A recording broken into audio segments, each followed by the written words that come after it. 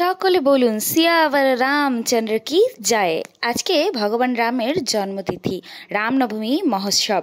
আজকে আমি চলে গিয়েছিলাম স্বামীবাগ মন্দিরে, আর এখানে ভগবান রাধা গোবিন্দকে অপূর্ব রূপে সজ্জিত করা হয়েছিল রাম এবং সীতামাতার রূপে, এবং জগন্নাথ দেব, সুভদ্রা মহারানী এবং বলদেবকেও অপূর্ব সজ্জায় সজ্জিত করা হয়েছিল।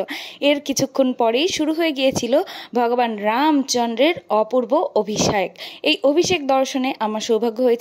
আপনাদের যাদের যাদের অভিষেক দর্শনের সৌভাগ্য হয়নি, এখনই তাড়াতাড়ি দর্শন করুন, কারণ অভিষেক দর্শন এবং অভিষেক করানোতে একই ফল লাভ হয়।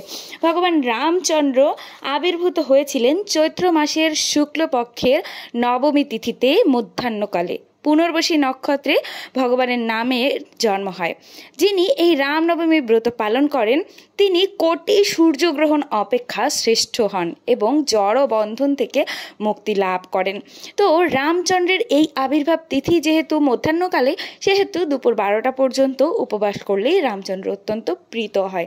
অভিষেক দর্শনে মানব জন্মের সকল প্রকার দুঃখ দুর্দশার সমাপ্তি ঘটে। তাই আপনি আমার এই ভিডিওটি শেয়ার করে সকলকে অভিষেক দর্শনের সুযোগ করে দিতে পারেন। ভগবান রাম জন্মগ্রহণ করেছিলেন রঘুবংশ বা সূর্য বংশে। তার পিতার নাম ছিল রাজা দশরথ এবং মাতার নাম ছিলেন কৌশল্যা। রাম শব্দের অর্থ হচ্ছে আনন্দ। ভগবান রাম যেখানে অবস্থান করেন সেখানে দিব্য আনন্দ বিরাজ করেন। ভগবান রাম ছিলেন মর্যাদা পুরুষোত্তম। তিনি তার এই 11,000 বছর শাসনকালে কোনো ধরনের মর্যাদা উল্লঙ্ঘন করেননি।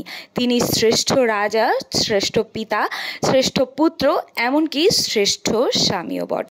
ভগবান রামের শাসনকালে কোনো ধরনের রোগ শোক জরা ব্যাধি দুঃখ দুর্দশা তার রাজ্যে প্রবেশ করতে পারত না, এবং সে সময়ের যারা মানুষ ছিলেন তারা স্বেচ্ছা মৃত্যু গ্রহণ করতে পারতেন।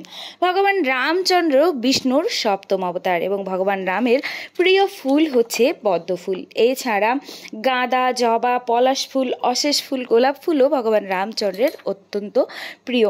ভগবান রাম এতই কৃপা পরাবশ যে তার পায়ে একবার একটি কাঁটা প্রস্ফুটিত হয়েছিল এবং তিনি সীতামাতাকে সেই কাঁটাটি পর্যন্ত বের করতে বারণ করেছিলেন, কারণ তিনি বলেছিলেন যে আমার চরণে কেউ যদি একবার আশ্রয় গ্রহণ করে তবে আমি কখনো তাকে আমার চরণ থেকে দূরে সরিয়ে দেই না। তো আজকের এই পুণ্যতিথিতে আপনারা সকলে ভগবান রামচন্দ্রের চরণ আশ্রয় করুন এবং প্রার্থনা করুন ভগবান যেন আমাদেরকেও তার চরণে স্থান প্রদান করেন।